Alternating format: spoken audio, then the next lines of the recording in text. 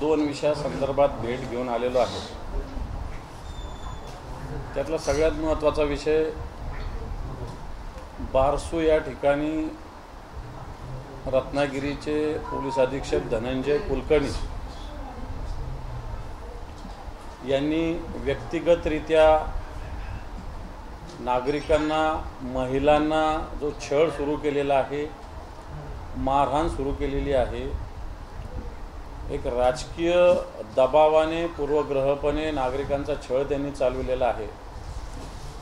आणि ज्या दिवशी बारसूचा दौरा माननीय उद्धवजी ठाकरे साहेबांनी केला होता, एका मुलीने सर्व माहिती उद्धवजी ठाकरे साहेबांना दिली होती। या मुलीला तब्बल 2-2.5 तास बोलवून अक्षरशः दमबाजी धनंजय कुलकर्णी यांनी केली। त्या मुलीला असं सांगितलं की तू याच्यानंतर कुठे बोलशील तर तुला जीवनातून उठवेल। पत्रकारांची मुस्कळदाबी, अनेक लोकांना गावबंदी। खरं तर तेथील तहसीलदारांनी जो आदेश काढला होता गावबंदीचा तो चुकीचा होता, न्यायालयाने रद्द ठरविला। आणि मी स्वतः या संदर्भात कलेक्टरशी बोललेलो आहे। त्याचप्रमाणे मी एका विषयाला गेलो होतो की परवाजी पोलीस भरतीची परीक्षा मुंबईमध्ये झाली, त्याच्यामध्ये प्रचंड प्रमाणात गैरव्यवहार झालेला आहे। गैरव्यवहाराचा अर्थ असा की काही मुलांना जास्त मार्क्स पडूनही त्यांचं मेरिट लिस्टमध्ये नाव नाही, आणि काही मुलांचं कमी मार्क पडूनसुद्धा मेरिट लिस्टमध्ये नाव आहे। 22-23 वर्षाच्या मुलांना एक्स मॅन म्हणून, म्हणजे मिलिटरीतून रिटायर्ड म्हणून त्या संवर्गातून काही लोकांची निवड झालेली आहे। आता मला सांगा, 23 वर्षाचा मुलगा कसा काय एक्स मॅन होईल? लागला कधी आणि एक्स मॅन कधी झाला? EWS जे आहे, EWSमधून सुद्धा अशाच पद्धतीनं घटना घडलेल्या आहे। कित्येक लोकांनी ब्ल्यू टिकचा वापर करून प्रश्नपत्रिका सोडवलेल्या आहे। काही प्रश्नपत्रिकेवर पर्यवेक्षकांनी, तिथल्या पोलीस अधिकाऱ्यांनी नाव लिहायला सांगितलं होतं प्रश्नपत्रिकेवर। ही सगळ्यात मोठी चूक आहे, कारण प्रश्नपत्रिकेवर आपली ओळख कधीही दाखवता येत नाही। आणि म्हणून या दोन विषयात मी आयजींना भेटलो। त्याचप्रमाणे आजपासून सरकारने शासन आपल्या दारी अशा प्रकारची एक योजना हाती घेतलेली आहे। माझ्या माहितीप्रमाणे सरकारचे मंत्री, मुख्यमंत्री, उपमुख्यमंत्री आज रत्नागिरीत या योजनेसाठी जातात। याच्यात करत काय सरकार? ज्या योजना नित्यनियमाने चालू आहे, संजय गांधी योजना असेल, श्रावणबाळ असेल, घरकुल असेल, या सगळ्या योजनेचं एक प्रमाणपत्र 75,000 लोकांना द्यायचं त्यांनी टार्गेट ठेवलं। हे होऊ शकत नाही। 75,000 लोकांना एवढ्या कमी काळात अशा पद्धतीनं लाभ देता येणं अशक्य आहे, कारण सरकारच्या तिजोरीत सरकारचेच अजून 1 लाख कोटींचे धनादेश देऊनही वटलेले नाही, अशा प्रकारची आर्थिक स्थिती आहे। परंतु आपल्या दारी जात असताना सरकारने जे शेतकऱ्यांना प्रोत्साहन अनुदान जाहीर केलं हे अजून मिळालेलं नाही। सततच्या पावसाचं अनुदान देण्याचं मागच्या कॅबिनेटमध्ये सुद्धा सरकारने जाहीर केलं 3100 कोटी रुपयाचं, हे अजून मिळालेलं नाही। कृषी विभागात बोगस बियाण्याचा सुळसुळाट या ठिकाणी निर्माण झालेला, हे अजून झालेलं नाही। कापसाच्या बियाण्याचा भाव यावर्षी वाढलेला आहे, सरकार हे थांबवू शकलेलं नाही। आणि मग सरकार जनतेच्या दारी जाऊन करतंय काय? आणि म्हणून ही योजना निव्वळ काही लोकांचे घर भरण्यासाठी, प्रसिद्धीवर जवळपास 52 कोटी रुपये, 52,90,80,000 रुपये खर्च आहे, म्हणजेच 53 कोटी रुपये खर्च या शासकीय योजनेचा लाभ देण्यासाठी, लोकांच्या घरोघरी जाण्यासाठी। त्याचं जर तुम्ही डिटेल सर्क्युलर कधी बघितलं तर एखादी जिंगल बनवणे, FM चॅनलला जाहिराती देणे, त्याला 45,000 रुपये, त्याला 50,000 रुपये, अशा पद्धतीनं अवाढव्य। कारण आम्ही काम करतो, आम्ही सगळं काम करत असताना ज्या पद्धतीनं दरपत्रक जाहीर केलेलं आहे, अतिशय चुकीचं। कम्युनिटी रेडिओ 50 लाख रुपये, खाजगी FM रेडिओ 1,83,75,000 रुपये, माझ्याकडे त्याचं ST महामंडळाला जाहिराती लावणे 1,13,75,000 रुपये। म्हणजे थोडक्यात जनतेच्या पैशाचा अपव्यय काही ॲडव्हर्टायझिंग एजन्सींची पोट भरण्यासाठी। आणि माझाच आरोप असा आहे की ज्यांना याचं कॉन्ट्रॅक्ट मिळालं असेल, या एजन्सी खाजगीमध्ये सुद्धा सरकारची तळी उचलतात। मग कोणी फेसबुकचं पेज बनवतात, कोणी वेगळ्या पद्धतीनं प्रसिद्धी करतं, अशा पद्धतीनं सुद्धा याचा उद्देश दिसतो। आज गुन्हेगारीचं प्रमाण जर बघायला गेलं तर अनेक मुली या महाराष्ट्रातून मागच्या सगळ्या वर्षभरामध्ये जवळपास 5,000 मुली या महाराष्ट्रातल्या कुठे तिचा ठाव ठिकाणा लागत नाही. आदिवासी विभागातील आश्रम शाळेमध्ये निकृष्ट प्रकारचं भोजन मिळतं. त्याच्यानंतर ज्या पद्धतीनं काल शैक्षणिक विषयात जर गेलं तर शाळा बाह्य मुलांचं प्रमाण या महाराष्ट्रात उत्तर प्रदेश आणि बिहारबरोबर महाराष्ट्रात सुद्धा शाळा बाह्य मुलांचं प्रमाण मोठ्या प्रमाणावर वाढलेलं आहे. आणि या सगळ्या धर्तीमध्ये सरकार कोणत्या तोंडाने शासन आपल्या दारी जातं आहे अशा प्रकारचा प्रश्न माझा या सरकारला आहे. आणि म्हणून सरकार पूर्णपणे फेल्युअर झालेलं आहे. फेल्युअर झालेलं असताना एक जनतेसमोर जाहिरातबाजीच्या रूपानं समोर जाण्यासाठी सरकार असे खोटे नाटे कार्यक्रमाचं आयोजन केलं आहे. याचा आधी नाव होतं कोणतं तरी योजनाची जत्रा. आता योजनाची जत्रा हे नावच कसं दिलं, आता त्याचं नाव बदलून शासन आपल्या दारी केलं आहे. आणि म्हणून शासन आपल्या दारी जात असताना सरकारने शेतकऱ्यांना मदत मिळाली का याचं उत्तर दिलं पाहिजे. शेतकऱ्यांना बियाणं स्वस्त दरात मिळणार का याचं उत्तर दिलं पाहिजे. शेतकऱ्यांना कर्ज मिळणार का याचं उत्तर दिलं पाहिजे. शेतकऱ्यांना खत मिळणार का याचं उत्तर दिलं पाहिजे. आणि म्हणून शैक्षणिकदृष्ट्या आजही कित्येक RTIच्या अंतर्गत ज्या शाळांना प्रवेश आहे त्याचं अनुदान सरकारने दिलेलं नाही. कित्येक गोरगरीब मुलांचा प्रवेश त्याच्यामुळे त्या शाळेमध्ये झालेला नाही. कारण या शाळा आता त्याच्यातून नाव काढून घ्यायला लागलेल्या आहे. कारण ज्या गरीब लोकांना अशा पद्धतीनं सरकार आधी मदत करत होतं, परंतु सरकारने या शाळेचं अनुदानच दिलं नाही. म्हणून आता या शाळासुद्धा या योजनेतून बाहेर पडण्याचा प्रयत्न करतायत. आणि म्हणून मला असं वाटतं सरकारचा हा उपक्रम अतिशय बोगस दिखाऊपणाचा आहे. सरकारी पैशाचा अपव्यय आहे. आणि सगळ्यात महत्त्वाचं ग्रामीण भागामध्ये गावच्या तलाठीपासून ग्रामसेवकापर्यंत सगळ्यांना सगळे कामं सोडून या कामात सरकारने लावलेलं आहे. आताच्या काळात येणाऱ्या काळात आता पाऊस पाणी जवळ आलेलं आहे. वेगवेगळ्या पद्धतीनं प्रशासनाच्या सगळ्या अधिकाऱ्यांना काम असतं, परंतु ते टाळून या योजनेच्या अंमलबजावणीसाठी सरकारने पूर्ण यंत्रणा लावलेली आहे. आणि म्हणून या सगळ्या बाबी अतिशय गंभीर आहे, अतिशय चुकीच्या आहे. मुंबई पोलीस भरतीमध्ये घोटाळा झाला असं म्हटलं, त्याप्रकरणी काही चौकशी नेमण्याचं वगैरे आश्वासन दिलेलं आहे? मी आता आज IG साहेबांना भेटलो, रजनीश शेठ साहेबांना. त्यांना मी याच्या डिटेल माहिती दिली. काल मला या संदर्भात अनेक विद्यार्थी भेटले. काल नाही, मागच्या 4-5 दिवसापासून भेटतात, परंतु काल या संदर्भात मी चर्चा केली. आझाद मैदानावर त्यांना आंदोलन करायचं होतं, पोलिसांनी आंदोलन करू दिलं नाही. ठीक आहे, त्यांनी परवानगी काढली नव्हती. परवानगी काढून आंदोलन करण्याचा अधिकार सगळ्यांना आहे. परंतु ज्या पद्धतीनं या परीक्षा झाल्या या संशयास्पद आहे. कारण एक उदाहरण, एक विद्यार्थी माझ्याकडे आला की त्याला स्वतःला 18 मार्क आहे आणि 16 मार्कवाला मेरिटमध्ये 18 मार्कवाला मागे आहे. मी याची माहिती दिली की रिझर्वेशनमुळे असं असू शकतं, तर तसंही नाही आहे. दोघांचं सेम, दोघंही सेम EWS याच्यामधले आहे, त्याचं नाव आले नाही. एक मुलगा 23 वर्षाचा एक सर्व्हिसमन म्हणून आलेला आहे. मला सांगा, 23 वर्षाचा मुलगा एक सर्व्हिसमन कसा असू शकतो? सेवेत कधी गेला तो, एक्स कधी झाला आणि आता आला कसा? आणि म्हणून एक मुंबईच्या ग्रामीण भागात या भरती झाली, अतिशय चांगल्या परीक्षा झाल्या, परंतु मुंबईमध्ये या सगळ्या परीक्षेत अनागोंदी झालेली आहे. नाही, मी निवेदन दिलं. मी निश्चित हा विषय चौकशी करावी, मी त्या संदर्भात रितसर निवेदन दिलं. मी आज मीडियाला ते सगळे निवेदन पाठवणार आहे. परंतु याची चौकशी झाली पाहिजे आणि शक्य झालं तर या परीक्षा पुन्हा झाल्या पाहिजे अशा प्रकारची मागणी माझी आहे.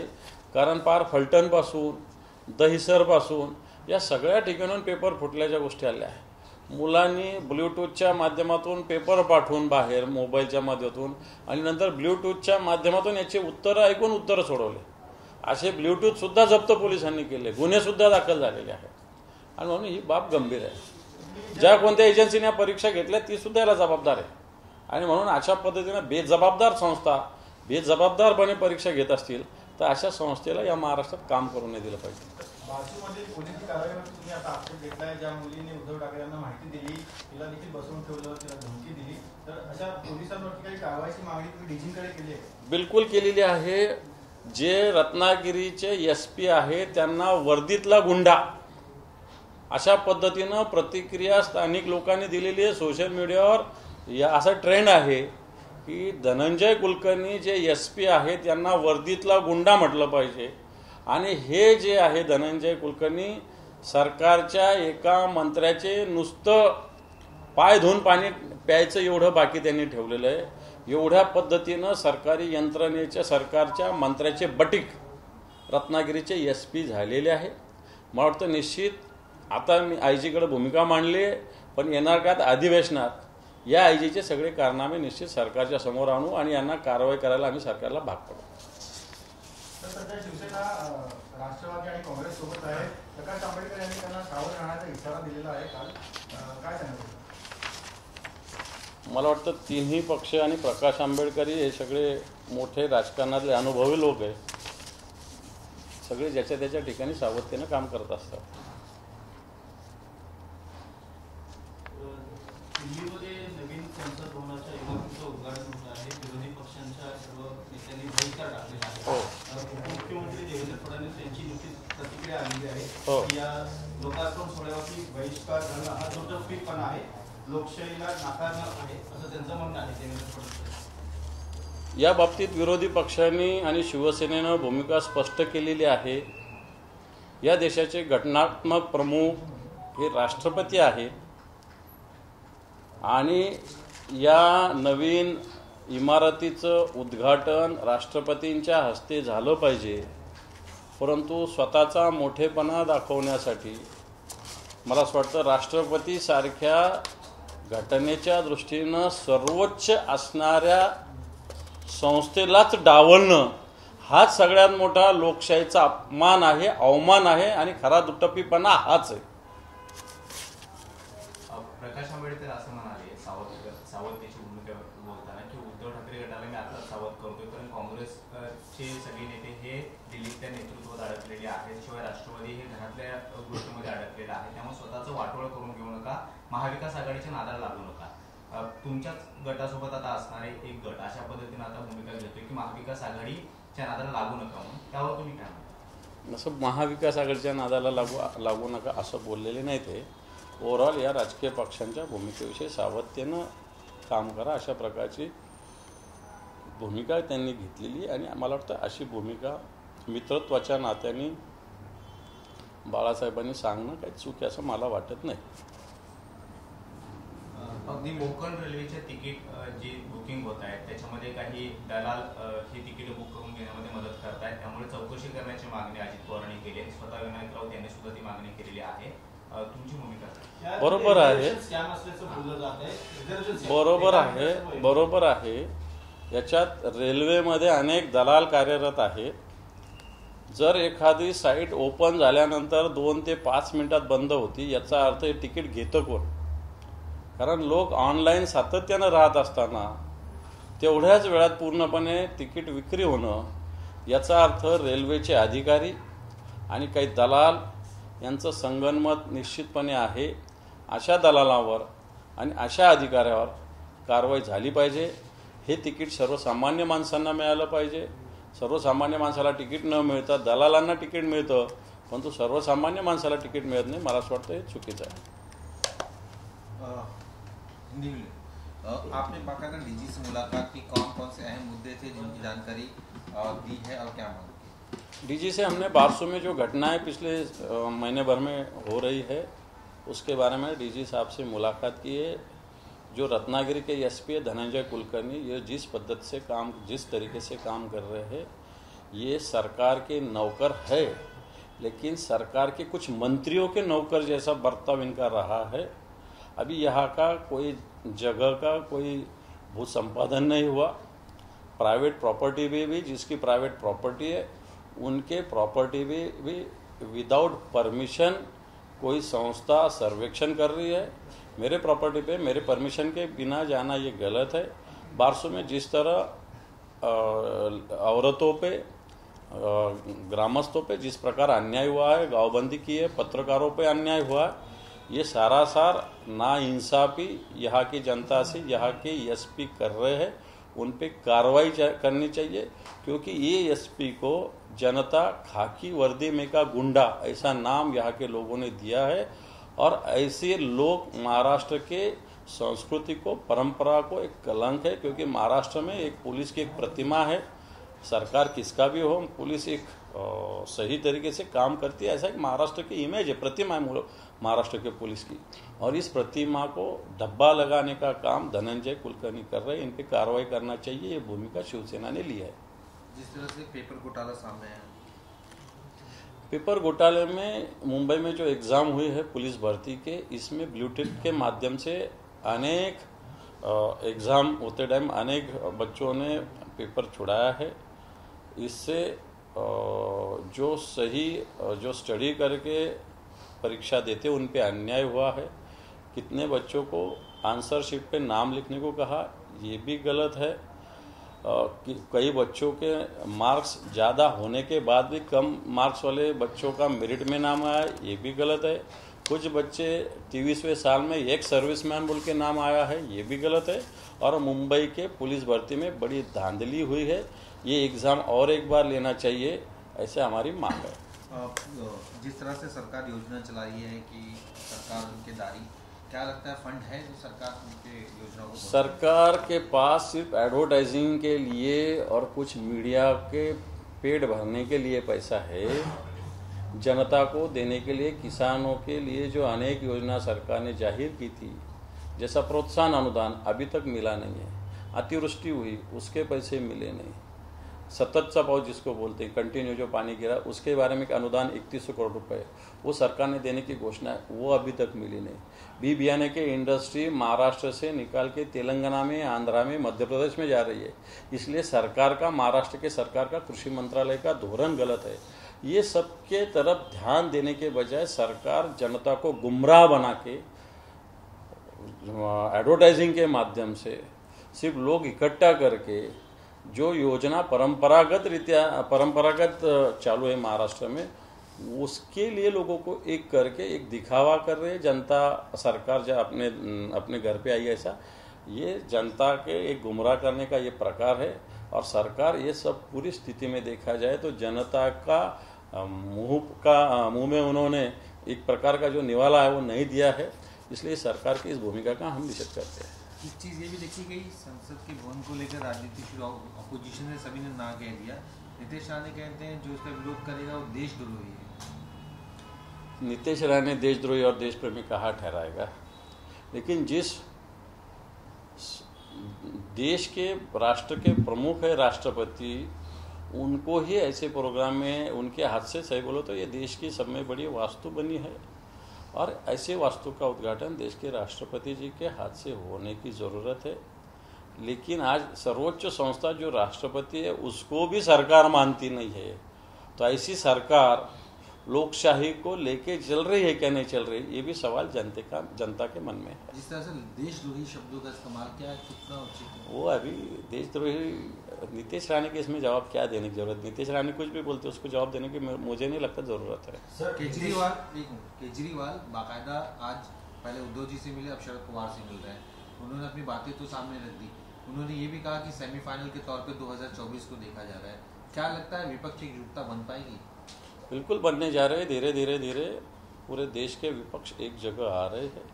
और अभी पूरा जो आने वाली लोकसभा है, इसमें हमें लगता है कि पूरे की पूरा विपक्ष एक होकर अभी की जो सरकार है भारतीय जनता पार्टी की, नरेंद्र मोदी जी की, इस सरकार को बराबर हराने के लिए पूरी तरह सक्षम विपक्ष हो रहे हैं। सर फडणवीस असं म्हणाले आहेत की नागनाथ स्थापना जरी एकत्र जरी आमचं सरकार आहे ना तर आमच्यासोबत टिकणार आहे. आता मला असं वाटतं गद्दारांना घेऊन सरकार चालवत असताना सापनाथ आणि नागनाथ तुम्ही कोणाला बोलताय? साप शेतकऱ्याचा मित्र आहे. नाग प्रत्यक्षात महादेवाच्या गळ्यात असतो. ज्या नागाला महादेवाची साथ असते. आणि मला वाटतं हे सापनाथ नागनाथ तुम्ही म्हणत असाल, परंतु हे निसर्गाचे मित्र आहे. आणि म्हणून हे मित्र एक नाथ असो नाही तर 10 नाथ असो, या सगळ्या नाथांना निश्चित पराभूत करतात. मुनगंटीवार म्हणतात की त्यांना स्वतःचे आमदार टिकवता आले नाहीत ना, ते जनतेचा विकास करतात. 40 आमदार सोडून गेले, आता तरी त्यांनी आत्मपरीक्षण करावं, ते करत नाही. मुनगंटीवारांनी हृदयापासून विचार करून सगळ्या गोष्टी बोलावं. मागच्या सरकारमध्ये किती सक्षम मंत्रालय आपल्याकडे होतं. आता तुमच्याकडे कोणतं मंत्रालय आहे? या मंत्रालय, साधं मंत्रालय तुमच्यासारख्या अनुभवी लोकांना सुद्धा मिळालेलं नाही. आणि म्हणून तुमच्यासारख्या लोकांनी, मला असं वाटतं या सगळ्या विषयाची तुमच्यावर पण ह्याच गोष्टी बिततायत ना. आणि म्हणून मला असं वाटतं शिवसेनेला सल्ला देण्याच्या भानगडीत पडत नाही. आम्ही आमचा पक्ष पाहू. जर आमचा पक्ष एवढा फुटला असेल हे असेल तर आमच्या पक्षाची भीती तुम्ही का बाळगू नका.